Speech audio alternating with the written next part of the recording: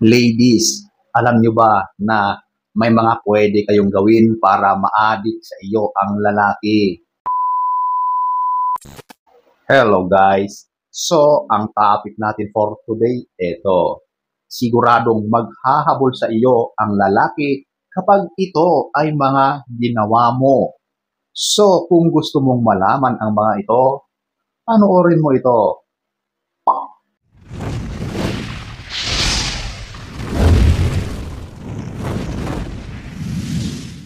Whoops, disclaimer muna tayo. Itong mga sasabihin ko, maaring hindi ginagawa ng ilang kalalakihan or hindi applicable. Kasi iba't iba naman ang preferences, ang personality ng bawat lalaki.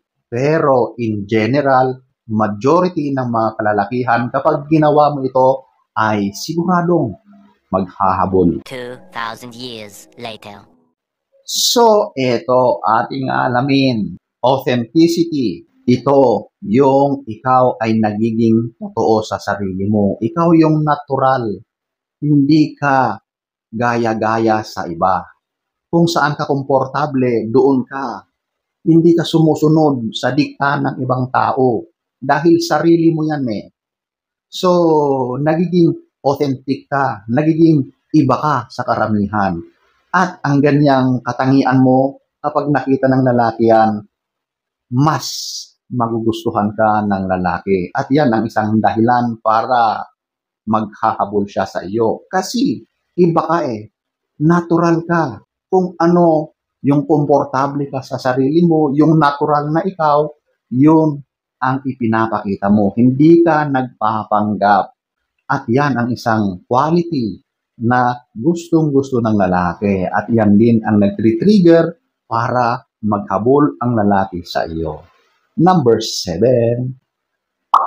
Number 6. Magkaroon ka ng boundaries. Ito yung pamantayan mo. Mag-set ka ng mga rules na dapat sundin. Okay? At dapat igalang ng lalaki yan. Kapag yan ay sinuway ng lalaki, tapos na.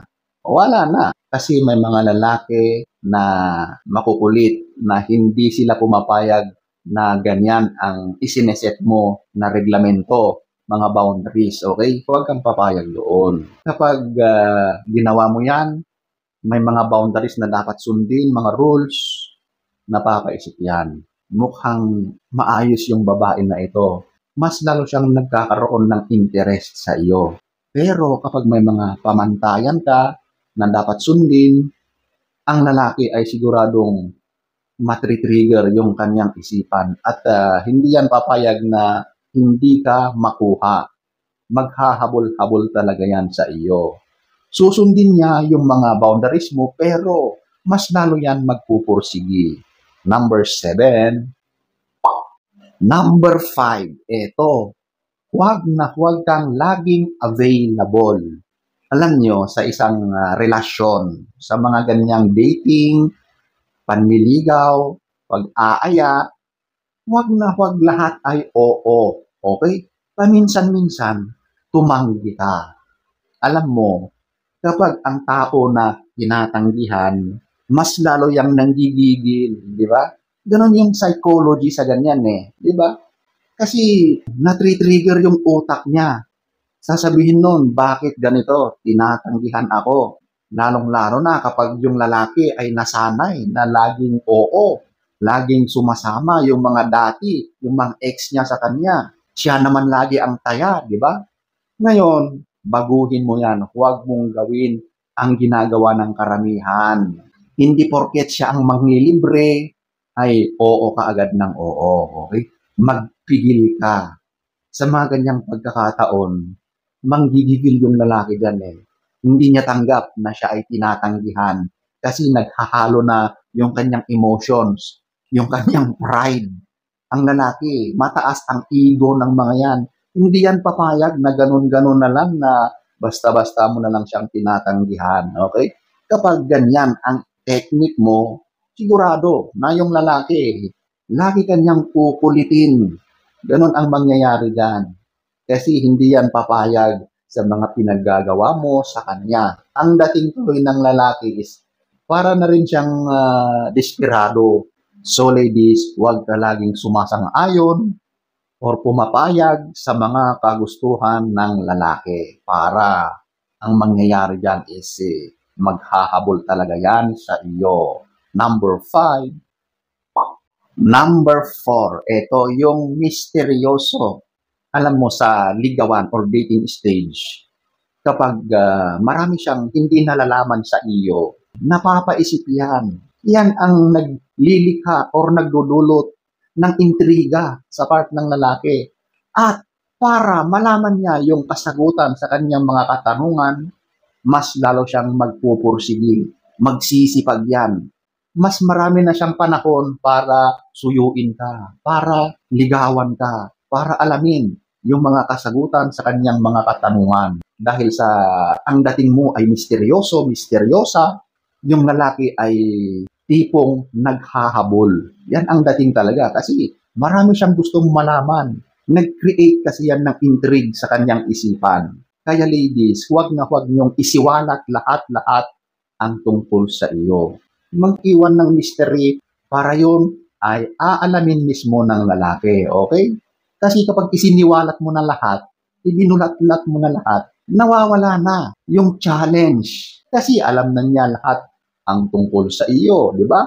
Huwag na huwag mong i-elaborate lahat ang tungkol sa iyo. So kapag ginawa mo yan, sigurado na ang dating ng lalaki dyan is tila habol na habol sa iyo, promise. Number 4. Number 3, ito yung huwag maging sobrang clingy. Ito yung ipinapakita mo sa lalaki na sobrang mahal na mahal mo siya, yung dikit ka ng dikit sa kanya, yung kung nasaan siya ay nandoon ka, yung ayaw mong kumiwalay sa kanya, huwag kong ganon, okay? Ang lalaki sa umpisa, gusto nila yan. Lahat naman kapag nakikita na clingy ka, okay yun. Pero kapag nasobrahan na yung pagka-clingy mo, parang ayaw mo nang bumitaw, para kang linta, nakapit sa kanya, pagtagal ng panahon, paglipas ng panahon, kapag ganun lagi, sigurado na magsasawa yung lalaki. Ayaw ng lalaki ang ganun. Para kang desperada ang dating mo. Parang wala ka ng ibang buhay na pwedeng gawin. Wala ka ng pwedeng ibang gawin kundi ang kumapit sa kanya. Ayaw ng lalaki ng ganon. Sa halip ay ipakita mo na meron ka rin pinagkakaabalahan na hindi lahat ng panahon, ng oras ay sa kanya laging nakatuon. Parang siya na ang sinasamba mo. Huwag pong ganon. Mahal mo yan pero hindi dapat hahantong sa ganyan. Okay? Kapag ganon kasi parang sinasakal mo yung lalaki.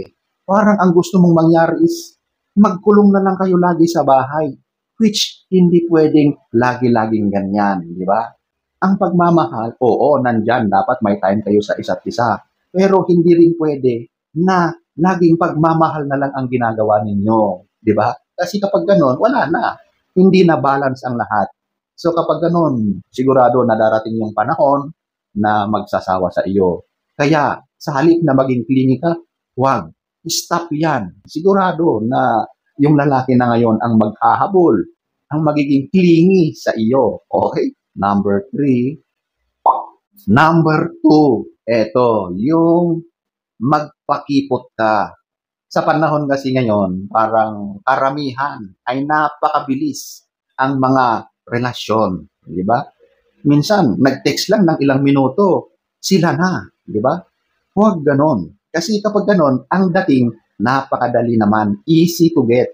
At kadalasan, kapag easy to get yan, napakadali ring i-dispatcha or magsawa. Ganon po ang katotohanan sa mga napakadaling nakuha. Bagay man yan or relasyon. Nawawala na agad yung halaga kapag napakadaling nakuha. Yan po ang tandaan nyo. Kaya sa isang relasyon, ipakita mo na hindi ka habol na habol sa kanya. Kahit gustong-gusto mo yung tao na yan, medyo kontrolin mo yung sarili mo. Huwag agad-agad isurrender yung sarili mo, yung pagmamahal mo sa kanya. Magpakipot ka na literal. Mahirapan mo rin siya, di ba? Kasi kapag ganon, mas lalong na-challenge ang lalaki. Mas lalo siyang nanggigigil. Kasi ang mga lalaki, kapag mas lalo mo siyang pinapahirapan, hindi ka sumasang-ayon sa kagustuhan ng lalaki, na-trigger yung lalaki sa ganyan. Mas lalo siyang magiging masipag, mas lalo siyang maglalaan ng oras para makuha ka. Alam mo, ang lalaki, kapag pinaghirapan niya yung isang bagay, sigurado na yan ay kanyang itre-treasure. Yung halaga ng bagay na yon ay napakataas sa kanya. At ganyan din sa isang relasyon. Kaya ladies, huwag maging easy to get, kundi magpakipot muna. Okay? Pahirapan nyo ng konti yung lalaki para magkaroon ka ng mas mataas na value or halaga sa paningin ng lalaki. Number 2, number 1, magkaroon ka ng sarili mong buhay. Or ito, yung independent ka. Okay? Alam nyo, kapag nakita ng lalaki na ganyan ang katauhan mo, ganyan ang personality mo, magkakaroon yan ng palaisipan na, uy, ibang babae ito. Hindi ito basta-basta. So ladies, ang gawin mo dito is magkaroon ka ng pagkakaabalahan. Huwag mong ipakita sa lalaki na ang oras mo ay nakatuon lagi sa kanya. Magkaroon ka ng trabaho, career, maging busy ka sa buhay mo. Marami kang pwedeng gawin para lang hindi lang sa lalaki nakatuon ang iyong atensyon. Kasi kapag napapansin din ng lalaki na maya't maya ay lagi kang nagte-text, lagi kang nag-a-update sa kanya, magiging kampante yung lalaki. Pero kapag yan ang ginawa mo, mas magkakaroon lalo ng interest ang lalaki sa iyo. Mas magiging masipag yan, mas magpupursige yan na ikaw ay ipursu. Ikaw ay liligawan, paglalaanan ng oras. So, ang dating ng lalaki dyan is para na siyang naghahabol dahil sa mga ginagawa mo. Kaya ladies, maging independent ka. Number 1. So, sana ay nagustuhan nyo ang ating topic for today. Next story time. Don't forget to subscribe.